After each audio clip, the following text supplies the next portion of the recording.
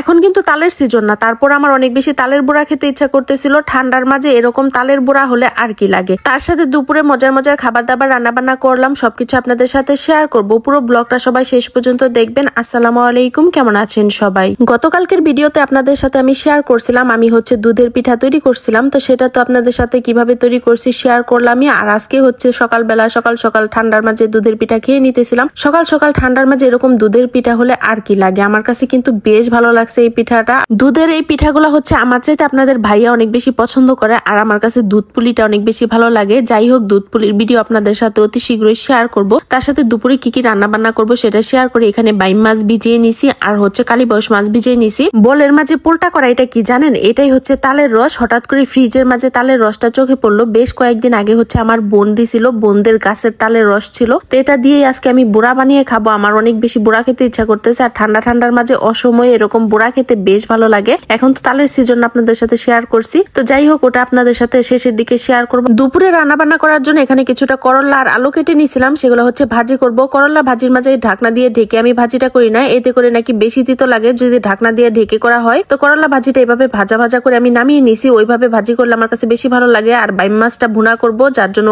খানিকটা পেঁয়াজ ভেজে নিছি, আদা রসুন বাটা, হলুদের গুঁড়া, মরিচের গুঁড়া, ধনিয়ার গুঁড়া, স্বাদ মতো লবণ দিয়ে তারপরে মশলাটা ভালো করে কষিয়ে নিব। সামান্য একটু বাইম মাছ ছিল, যার জন্য মশলাপাতি সবকিছু কম কম করে দিছি। আর বাইম মাছের ভুনা আমার কাছে অনেক বেশি ভালো লাগে। বাইম মাছটা রান্না করতে কিন্তু খুব একটা সময় লাগে না। এদিকে ভালো করে কষিয়ে সামান্য একটু পানি দিয়ে দিছিলাম, তারপরে কড়াইটা আবার নামিয়েও রেখে দিছি। এদিকে আমার জিরার গুঁড়া ছিল না, যার জন্য একটু বেশি করে জিরা গুঁড়া করে নিতেছি। ভাজা জিরার গুঁড়া তরকারির মাঝে দিলে কিন্তু খেতে বেশ ভালো লাগে, সুন্দর একটা গ্রান আসে। অনেক সময় ধনিয়া পাতা দেই, অনেক সময় হচ্ছে জিরার গুঁড়া দেই, যেই তরকারিতে যেটা যায় সেটাই দেই। তো এখানে হচ্ছে তার সাথে এলাচ আর কিছুটা দারচিনি দিয়ে দিছিলাম। আমার যে মিনি ব্লান্ডারটা, এটার মাঝেই কিন্তু সহজে আমি গুঁড়ো করে নিতে পারছি। সুন্দরভাবে হচ্ছে জিরা গুঁড়া করা হয়ে গেছে। আর এদিকে হচ্ছে বাইম মাছের ভুনাটাও রান্না করা হয়ে গেছে। এখন হচ্ছে উপরে কিছুটা জিরার গুঁড়া দিয়ে দিলাম, এতে করে তরকারি দিয়ে কিন্তু সুন্দর একটা গ্রান আসবে, আর খেতেও কিন্তু বেশ ভালো লাগবে। আর ভুনাটা দেখতে অনেক ইয়াম্মি লাগতেছিল। আর এদিকে হচ্ছে কালীবাউস মাছ বের করে নিয়েছিলাম, সেগুলো হচ্ছে তরকারি দিয়ে রান্না করবো, তাই একটু ভেজে নিতেছি। আমার মেয়েটা হচ্ছে আবার তরকারিতে দেওয়া মাছ খুব একটা পছন্দ করে না, যার জন্য হচ্ছে ওর জন্য এক পিস ভাজা মাছ উঠিয়ে রাখছি। আমি ভাজার সময় সবসময় ওর জন্য এক পিস করে উঠাই রাখি।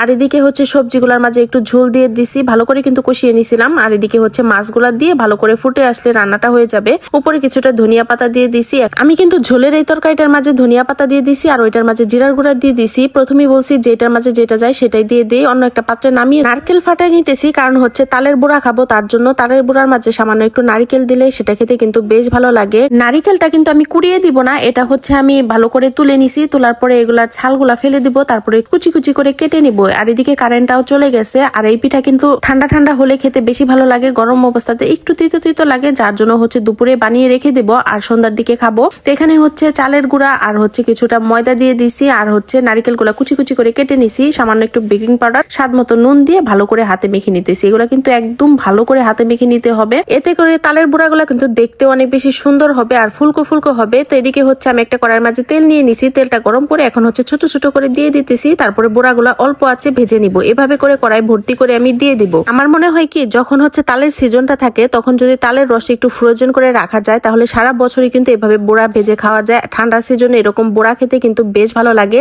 আর আমি হচ্ছে কিছুটা পরবর্তীতে কালো জিরা দিয়ে দিছিলাম। কালো জিরাটা দাঁতের নিচে পড়লে সেটা খেতে কিন্তু আরো বেশি ভালো লাগে। এদিকে হচ্ছে বোড়াগুলা লাল লাল করে ভেজে নিছি, এখন হচ্ছে নামিয়ে নেব। আর বোড়াগুলা খেতে মাশাআল্লাহ অনেক বেশি মজাদার হয়েছে। আর আপনাদের কার কার লোভ লেগে গেছে অবশ্যই কমেন্ট করে জানাবেন। এক দুইটা বোড়া হচ্ছে আপনাদের সাথে একটু ভেঙে শেয়ার করি, দেখেন কি পরিমাণ নরম হয়েছে। আর খেতে তো মাশাআল্লাহ সেটা আর কি বলবো। আর দাঁতের নিচে নারকেল গুলা পড়তেছিল, খেতে মাশাআল্লাহ অনেক বেশি ভালো লাগছে। তো আজকে রান্না বান্না বোড়া বানানোর ভিডিওটা আপনাদের কাছে কেমন লাগলো অবশ্যই কমেন্ট করে জানাবেন। লাইক কমেন্ট শেয়ার করে দিবেন, পেজটাতে ফলো দিয়ে দিবেন, ইউটিউব চ্যানেলটা সাবস্ক্রাইব করে দিবেন। আজকের মতো এখানে শেষ করছি। আল্লাহ হাফেজ, ভালো থাকবেন সবাই।